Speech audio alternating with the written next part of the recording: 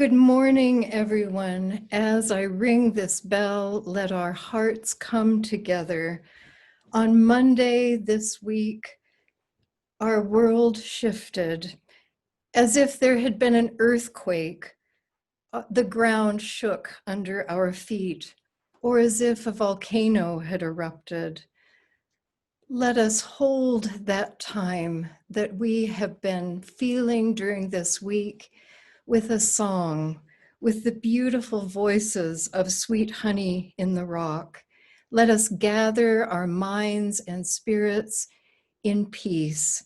Let us ready ourselves to imagine. Good morning and welcome to Granite Peak Unitarian Universalist Congregation in Prescott, Arizona. I'm Leslie Grady, your worship associate today. We extend a warm welcome to all. We are glad you are able to join us, and we hope you are in good health. We want to stay connected, so please join us for the breakout rooms after the service. This will give us time to chat with congregants in small groups. If you are joining us for the first time, please check out our website for more information about us, prescottuu.org. This is the mission statement of our congregation. We are a compassionate spiritual community that celebrates diversity, nurtures the personal and spiritual growth of all ages, shares our gifts, promotes justice for all, and serves the world we live in. We extend our thanks to all who contribute to the presentation of our service today. Heather Knowles for technical direction, Mary Lou Prince for musical direction, and Karen Greenberg for art selection and inspiration for this service. Although we are physically apart, we are still in community, and we continue with some of our meetings and activities via internet. So please continue to check the weekly peak, our website, and Reverend Patty's videos for announcements. On Friday, June the 19th at 7 o'clock, our music director, Mary Lou Prince, will be performing a benefit concert for Granite Peak outdoors in the parking lot.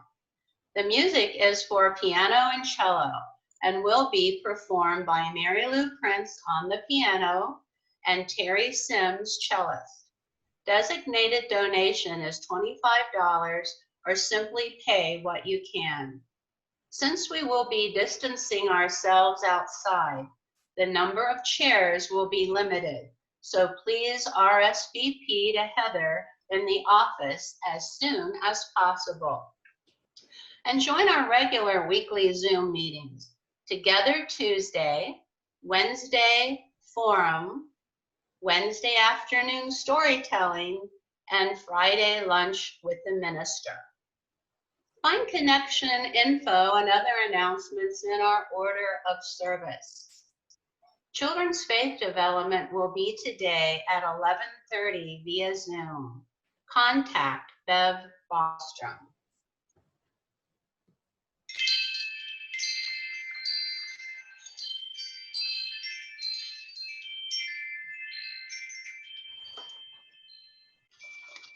We begin our service in the Unitarian Universalist tradition of lighting the chalice.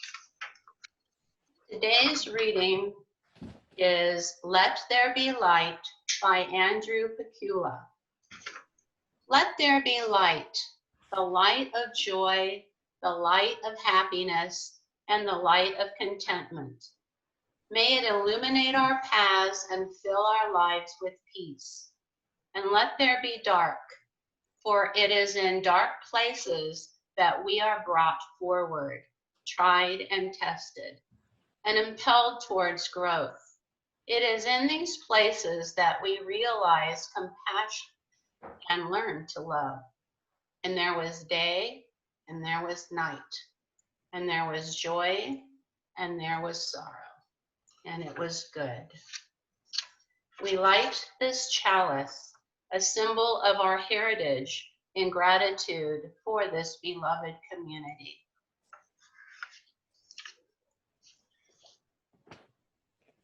Good morning and welcome to this place.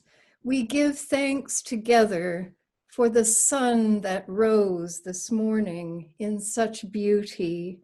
We gather together today at a time of sadness for this country and for the world. We mourn the death of George Floyd, the 105,000 humans who have died in the United States from this pandemic, the 370,000 worldwide. Tomorrow is a day that is especially designated as a day of mourning for faith communities. So I invite you tomorrow to remember and light candles and think of those numbers. And also include with that George Floyd and the many who have died. Let us also gather in gratitude. I woke up this morning and breathed in this fine Prescott air. Let us fill our lungs with oxygen that will travel to all those marvelous pathways of our body. We are here. We have shown up once again, and I am so grateful. I love to do that work of admitting you from the meeting room. Let us extend our welcome. Let's extend it to each of us. Look around at the others who are here. And then let us extend our welcome out into the world. Come, come, whoever you are. Let us think of all we welcome as we sing. Come, come, whoever you are, wanderer, worshipper, lover of living, ours is no caravan of despair. Come, yet again come. Come, come, whoever you are, wanderer, worshipper, lover of living, ours is no caravan of despair.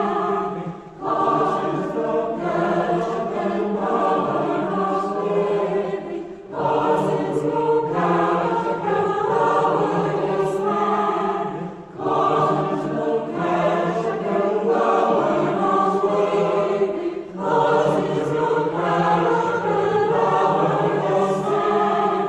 Ours is no caravan of living, ours is no caravan of despair. Ours is no caravan of living, ours is no caravan of despair. Ours is no caravan of living, ours is no caravan of despair. Ours is no caravan of living, ours is no caravan of despair. Ours is no caravan of despair. Come, yet again come. Please join me in saying our covenant. Love is the doctrine of this congregation, the quest for truth its sacrament, and service is its prayer. To dwell together in peace, to seek knowledge in freedom, to serve others in community. Thus do we covenant together. Good morning, everyone. Good morning, especially Tolliver, Tiffany, Audrey, Lila, Nishanth, Noah, Leon, Sahana, Canyon, Nico, and Julian, and Claire. I wonder what your experiences are with bears. Have you ever seen one? My mother grew up very near Yellowstone National Park. She was very familiar with bears. And I want to tell you the beginning of a story today that comes from the place where Mary Lou and I lived for 14 years up in the mountains. It's a story I imagined from real events. And I'm only going to tell you the first part of the story because during faith development, and I hope all of you during after the service, that you imagine what the ending will be. I have a partner with me for the storytelling. That's Mary Lou Prince is playing the koto, which is a Japanese harp. And I'm going to try to turn this around so that you can see what that instrument looks like.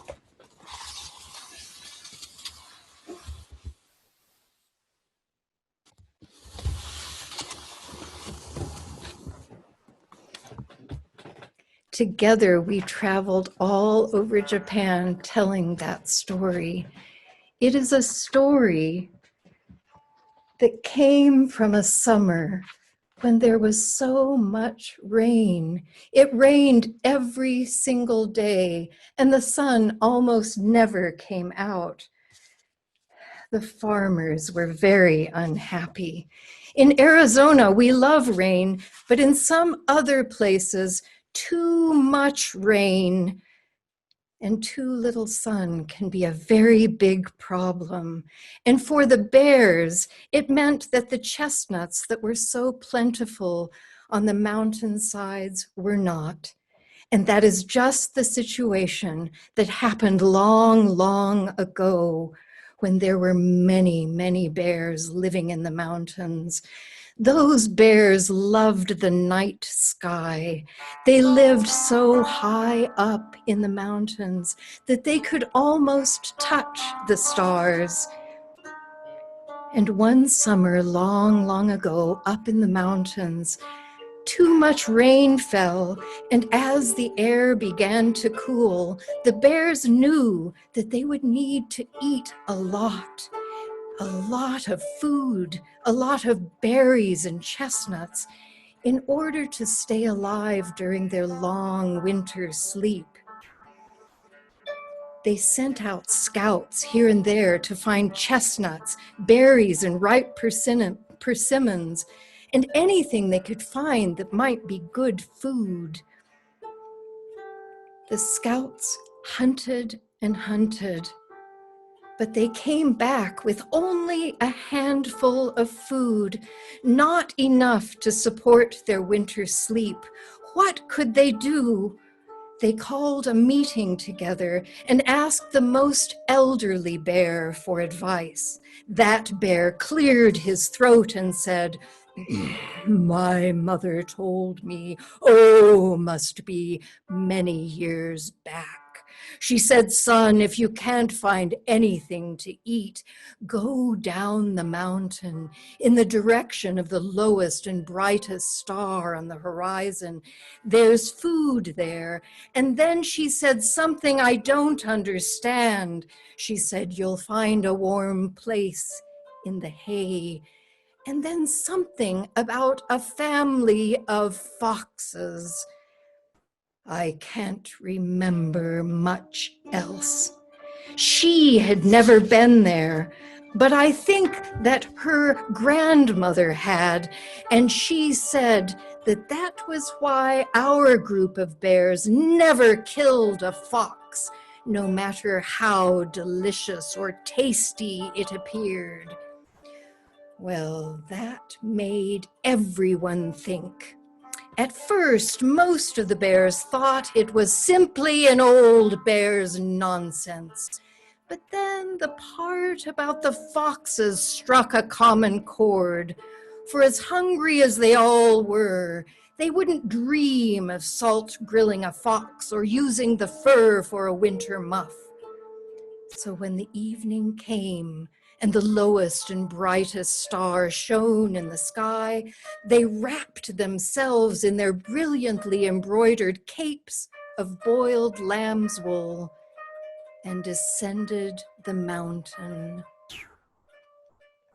They lumbered and sidestepped, and the very old walked backwards, for with longer arms than legs, the descent is the most difficult part. It was dark night with clouds hiding the starry sky. On they went, oblivious to the sharp rocks piercing the pads of their feet through their fine felt boots. By day, they hid in the deep forest, curling around one another for comfort. The bear mothers said to their children, "Only a little longer and we will be where we are going." The teenage bears, filled with the adventure of it all, scouted out the forest, returning with mushrooms, dried berries, and tales of rice fields that lay like stepping stones across the path to the west. And so the day passed, and it was night, and once again they followed the star and hoped for the scent of a fox. For 3 nights they roved through new ground, once stopping for a feast of lily buds beyond their prime, and once coming very close to startling a man digging up a mountain yam as long as his arm. But the man never looked up, as intent as an archaeologist pulling treasure from a grave. He pulled the yam out little by little, exclaiming as he went, "This is as good as money, this yam it is." And then the worst possible thing happened when they were right on the brink of Lucky Field. An old farmer was out in his rice field at dusk, not because there was anything to do there, the harvest was far past, but because he had left radishes drying on bamboo poles, and his mouth was watering for sun-dried radish and beer. It was an unfortunate encounter from beginning to end. The battery of the farmer's radio that swung on his belt suddenly ran out of juice, so it was into perfect silence that the bears entered the dusky clearing. And when the farmer heard them, he instinctively reached into his pocket and pulled out a bell and began ringing it and shouting in his half-hoarse voice, a bear, no 2 bears, no maybe 3, a whole lot of bears." And he shouted all the way through Lucky Field. The women singing together in the abandoned aluminum shed didn't hear, but everyone else did. And they hopped out of their houses, leaving their TVs running the evening news, and followed him home. A bear hadn't been seen in these parts for more than 20 years. Rice wine appeared and pickles, and Mr. Middle Mountain shared a drop of his Chinese brandy. So glad he was to finally have something to hunt.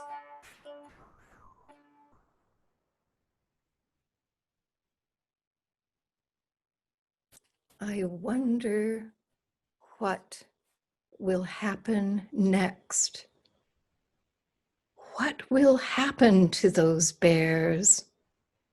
Be thinking, and in 2 weeks, I will give you the rest of the story, but your ending may be the one that is just right. And I will be talking with you all whose names I mentioned at the beginning during Faith Development at 11:30 to talk more about bears.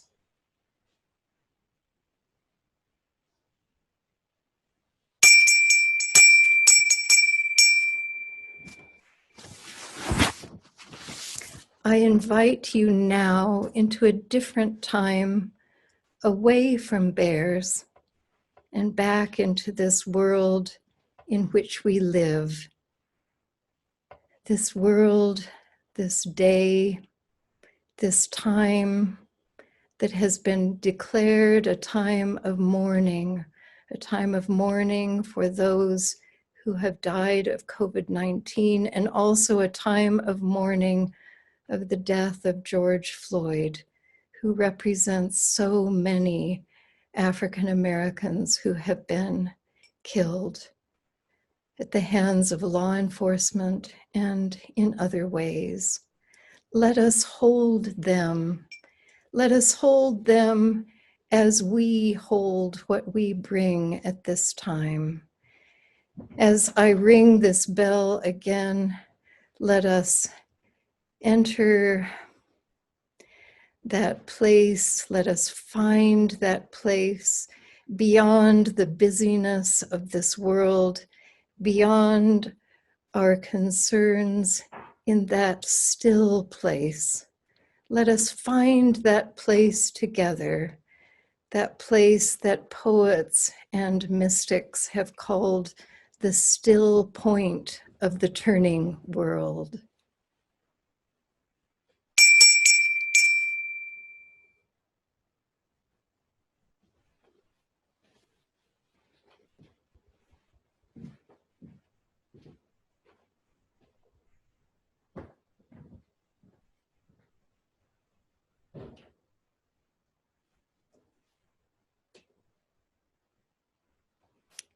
Today, together, let us hold especially those close to people who have died. Let us declare that each one who has died is beloved. Let us remember that George Floyd is beloved. Let us hold his family and his beloveds in the warmth of this community. Let us expand our we out into the furthest corners of this earth, where COVID-19 has reminded us of our deep connections. And as we consider these connections that are born out of violence, let us remember these connections can be used as ways to spread love. Let us do that as we breathe. Let us connect with this world. And at this time, we also hold those in our community who are especially grieving at this time for the loss of their beloveds, for the state of this world. We have many members who are connected with Minneapolis.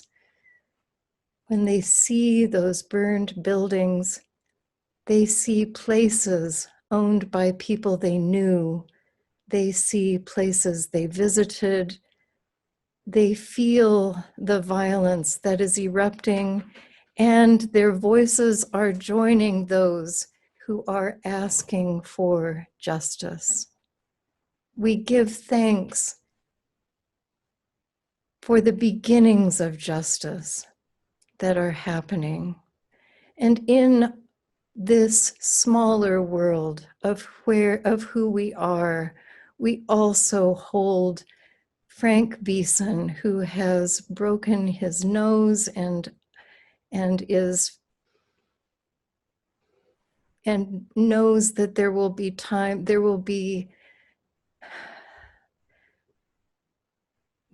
a time when he won't be able to do the things he would like to do because of his injury.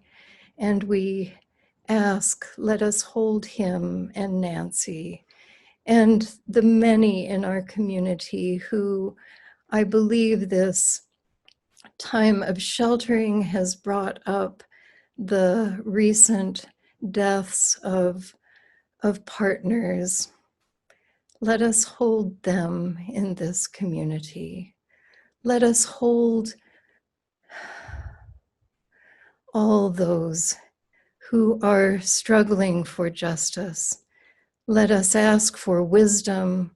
Let us ask for listening ears in how we can open our ears to the voices that are crying for justice.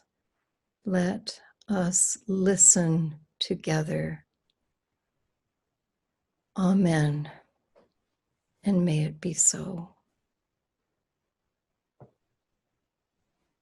Let us now sing the song that we sing of our walking together.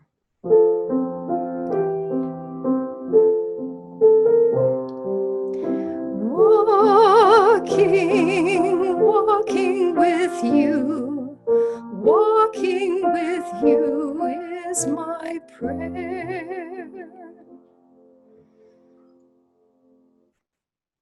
As we prepare to take the offering this morning, let us embrace the feeling of connection and community that we have when we gather each week. Let us remember that this congregation and its programs are supported by your generosity. Today is the 5th Sunday in May. Sundays are always designated as special collection days. The Board of Trustees voted to designate today's collection for the Davis Hall Decor Refurbishing Fund.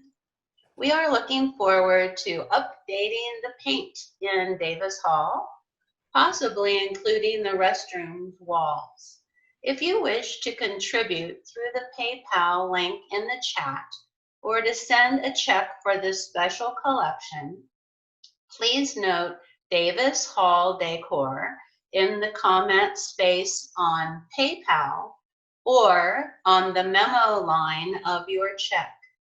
Likewise, if you are making a pledge, payment, or donation, please write pledge or donation as your comment or memo. To give during this distance time, please go to PrescottUU.org. On the bottom left-hand side, click the word donate to contribute. The link is also available in the chat on this video. What is given in love is received in gratitude. Blessed be. Please enjoy this music interlude.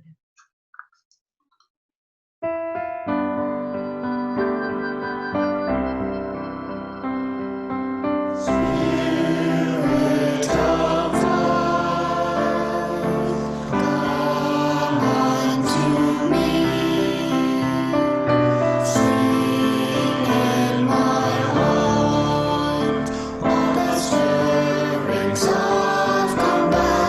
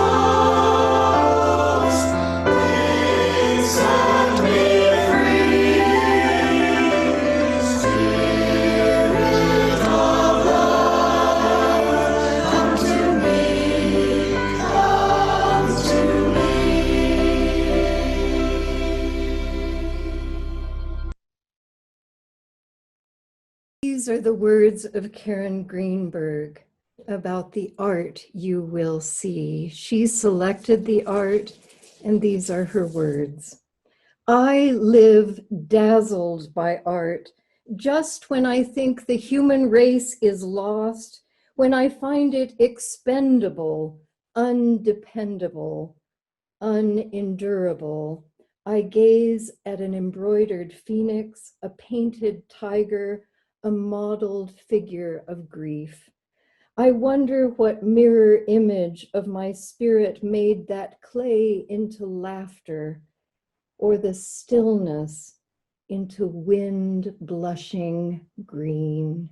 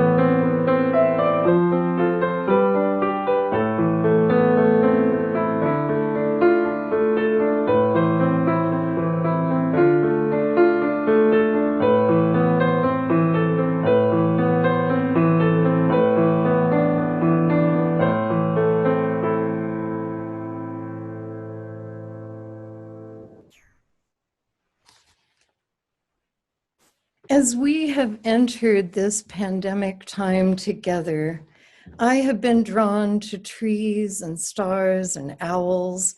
Trees are the backdrop of my videos usually, except for yesterday when it was too hot in the trees even. And I'm hoping that they accompany you, especially those of you who are living alone. And as I have gone on about nature and the power of nature to lift us out of the nitty-gritty of our lives, Karen Greenberg said something like this to me: more than nature, art is what lifts me. She told me that she would like me to give a sermon on naive art. She chose the art that you watched. And now I must come out with it. Two of the paintings you saw were mine, the one of lightning over Red Square and the one of the woman listening. So I know something about naive art, although I like the term outsider art better than that.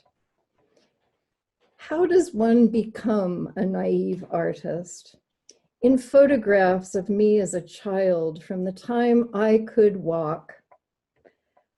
I am carrying books or sitting with them open in my lap in the midst of a story. My mother said that on the long hours of car ride between Champaign-Urbana, when we traveled to Wyoming to visit my grandparents, I sat quietly with my books, looking at the pictures and telling stories. When I was 2, my mother tried to teach me to read, but I would have none of it. The pictures were what interested me, not the words. That would come later. I felt joy, which I remember, looking at the pictures and making my imaginary people and animals come alive in them. My favorite, most exciting book was The Birds of North America. I was very disappointed when I returned to it, knowing how to read. It was just a boring bunch of facts about the birds. My stories were much more interesting. And in school, when I began to write, I illustrated my own stories, stories that came out of the nightly fairy tales, where inevitably someone died in the end. I drew queens who had their heads chopped off by the king. And then I had a terrible experience. I wonder how many of you did. Is it too loud? No, it's not enough. Okay, I've heard I don't have enough sound. I'm going to try to give you more I sound. think you were covering something. Oh, I think, anyway, okay.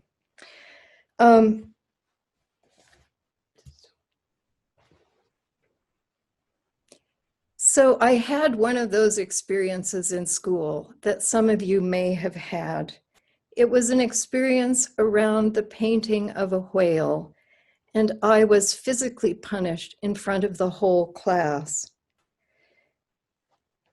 I began to dread art classes long after that art teacher was far from my world, which she was an art teacher in a British school on the island of Bahrain in the Persian Gulf. So when I returned to the United States and had other teachers, I hated art. I avoided it at all costs. I did not illustrate. But then years later, it was only a painting that could release me from that experience with the teacher. That painting was published in the Prescott Courier. I don't know if you remember it. It was a whale covered in stars, because Nancy Hudson of the Prescott Courier noticed it when she visited my office at Granite Peak, where my whale covered in stars has been living since we arrived here in May. It's living there because it reminds me of the healing and the joy that comes from healing. I wonder what images could bring you freedom. My experience with that art teacher laid the foundation for my being an outsider artist or self-taught artist. It all happened gradually. We were on a trip and I bought a blank book and paints and brushes. And I ended up filling that book with images and stories of my life and childhood, as if my life depended on it. I was rethinking and reworking my past in images rather than the words that so often flew from my pen.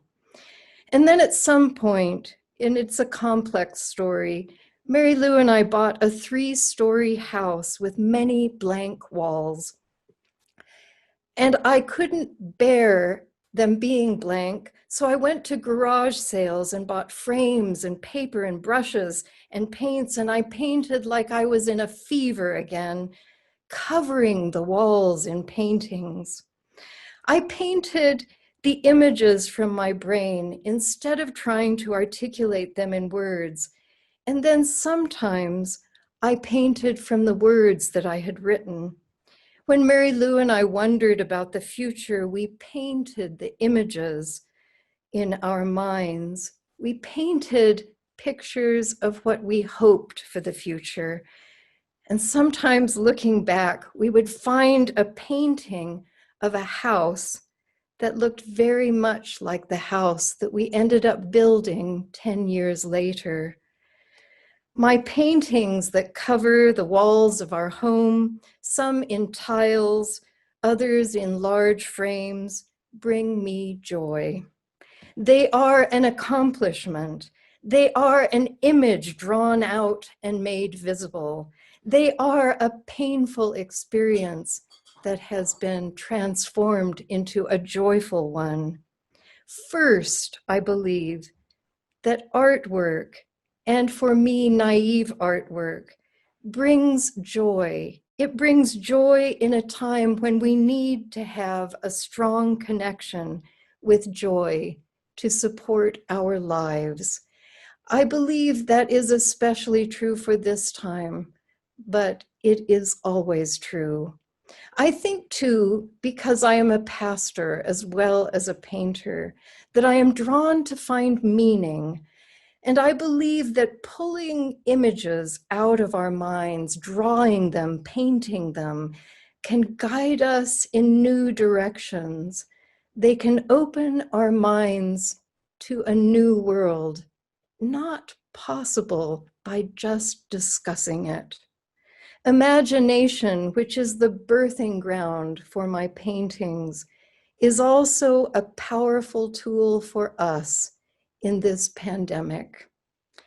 All of the articles or pithy statements about COVID-19, about this pandemic, that have been made by people whose opinions I respect, each of those statements and articles have something in common.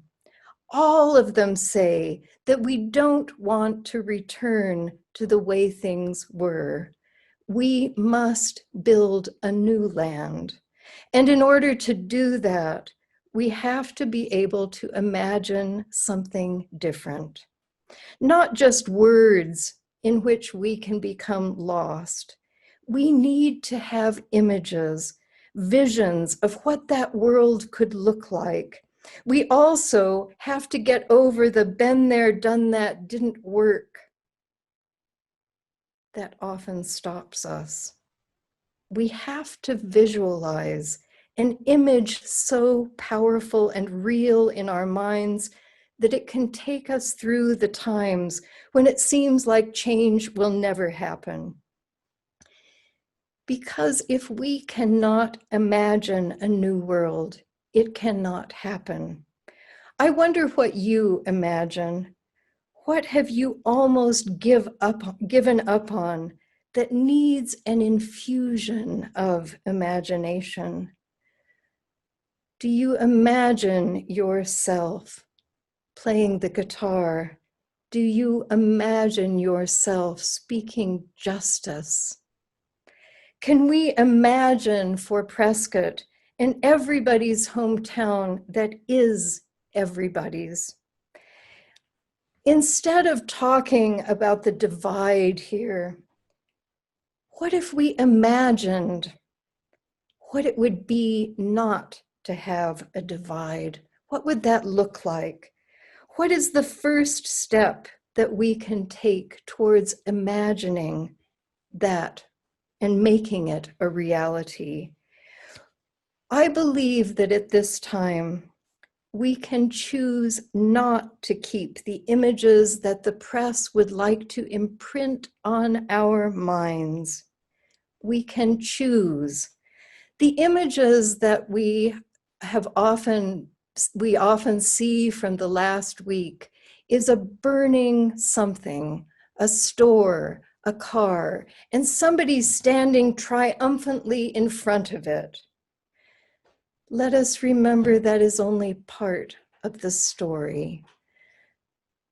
That another part of the story, are the people who are marching for justice peacefully. One year in Japan, there was an earthquake in a town very close to us called Wajima. And on the news, there was always this picture, there was footage of this building, this beautiful old building falling down. And I saw it so many times that I honestly thought that Wajima would not be there when I went. So when we went to Wajima, we were surprised that we had thought the whole town would have disappeared, but actually it was really a tiny part. But that is what those images do. That is what shows you how powerful images can be and how powerful the images that you think up yourself can be about the world. Because in this time, we are being called to imagine a new way of being. In a letter from Janine Gelsinger of UU Jazz, one of the proposals that she gives is to imagine different ways of reacting to things that happen around us, to consider alternatives to calling the police. Because I wonder, what if that clerk who had received the counterfeit bill had decided, you know, this is not worth having someone arrested. Maybe it was a mistake. Maybe I could have a conversation. I wonder if that clerk could have imagined something different about this world, more options. In this place, in Prescott and Prescott Valley and surrounding areas, we will be working hard in the next months to build relationships with law enforcement here.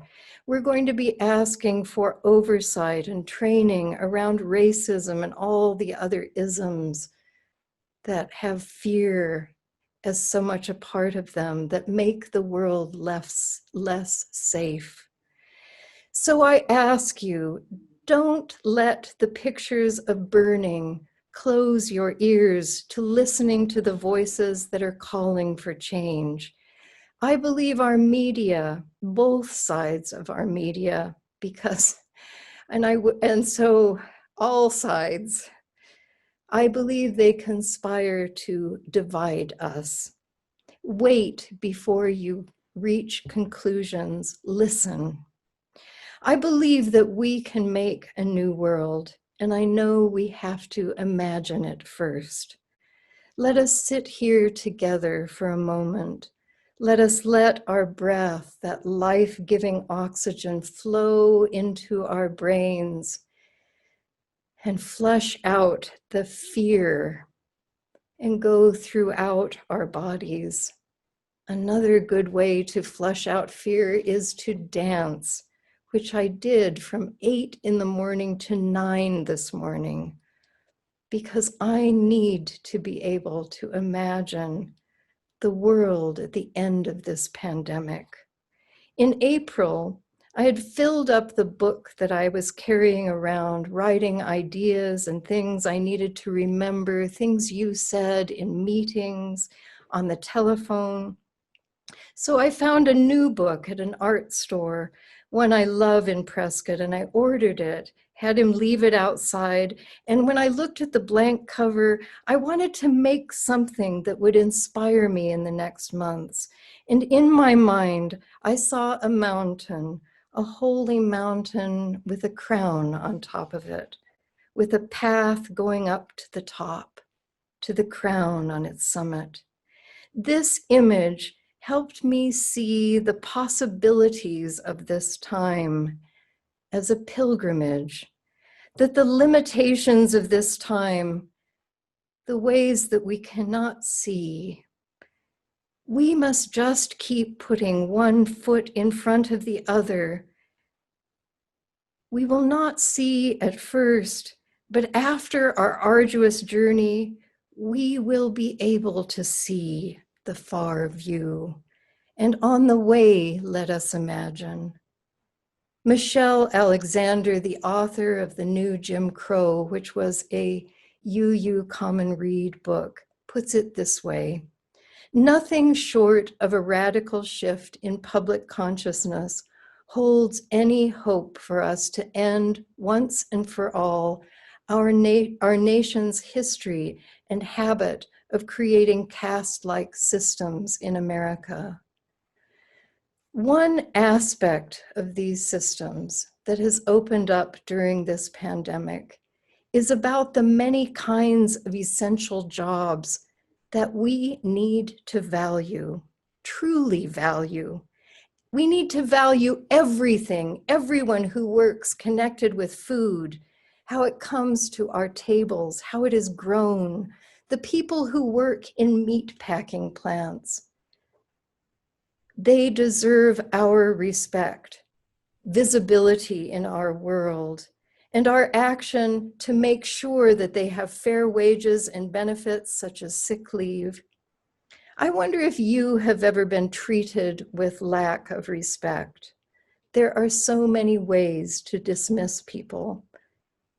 They take a look at your car, at the place we received our education or not an education, at the uniform we wear for a fast food restaurant, at our perceived gender or race or age, our perceived technical ability. We need to wipe all of that away and imagine a world that is turned on its head, where people proudly say, because they have benefits and good pay, they can say, I am a sanitation worker, I am a custodian, I work in a meat packing plant, I am essential to this world. We have a lot of imagining to do, and then forging into reality. With every painting, I begin at the beginning, a blank page, a sketch, and always at some point I am disappointed, discouraged. I feel that the image will never emerge. If only I had more skill, more training, more time, more something. But if I am faithful and give myself love, the ability to be imperfect, and even on my best days, finding my imperfection to be endearing. And I dance with my fear, and I keep on choosing colors and deepening the sky or the sea, or making stars. Then finally what I imagined is before my eyes, and I am dazzled. I invite you, whether your images come out of your own brushes and paints, or virtual tours of art museums, or the birds that visit our gardens, or the javelinas that bring us birthday greetings, and the new leaders who are calling for change, find images, for we need them. We need them for our road ahead. I believe in all of this, that love must guide us. Love for myself, or I would never be able to finish a painting. It is love that will lead us upwards up that mountain, or that will lead us through the forest to the wide open places, to the place in front of the Lincoln Memorial, where Martin Luther King Jr. spoke of the image in his mind from the mountaintop. Love for ourselves, shown in respect for the images that are in our minds, no matter how wild they are, show them respect. Love for others that we show in our deep listening as their images struggle to be articulated. Let us show this deep respect for the dreams of this world, of what this town could be, of what our community could be. Let love guide us. Let us sing together.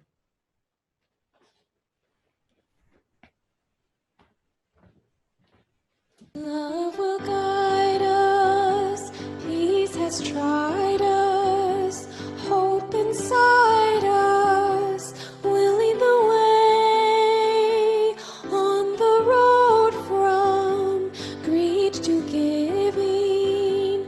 Love will guide us through the hard night. If you cannot sing like angels, if you cannot speak before thousands, you can give from deep within you. You can change the world with your love. Love will guide us, peace has tried us, hope inside us will lead the way on the road from greed to giving. Love will guide us through the hard night.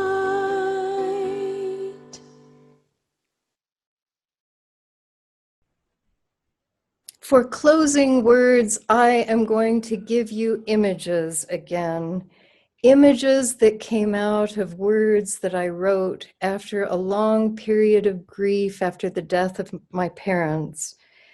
And I hope that they give you a sense of possibility, for they made me realize that perhaps my time of mourning was coming to an end. I hope they give you a sense of possibility of how we can be in this world and in this moment. I invite you to flex your wings.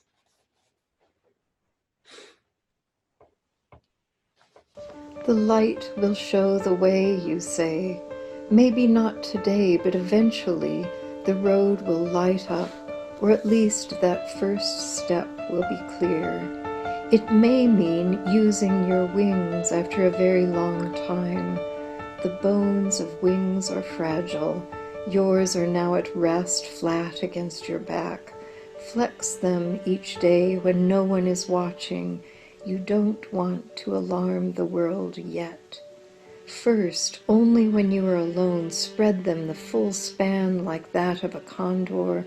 Look behind your shoulder and spend moments in awe, watching them glisten, the colors, the feathers you have been painting for years, your own wings projected on canvas, the virtual you flying through the sky.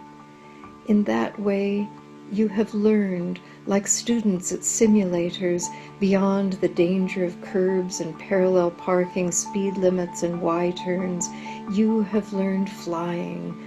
The lift and velocity are already in those bones, so fine that you can hear them when you admire the feathers, their movement like the sound of bells. Only then, from that high place, carried by the wind, you will know where to go. Like birds, like whales, your bones will tell you like an ancient song. Your heartbeat keeping time up there, others will fly with you, joyfully sharing the current, the sweet place where flight is effortless, no need for land. From this day forward, when you look out beyond that rocky outcrop to the endless sea, listen for my voice calling, flex your wings.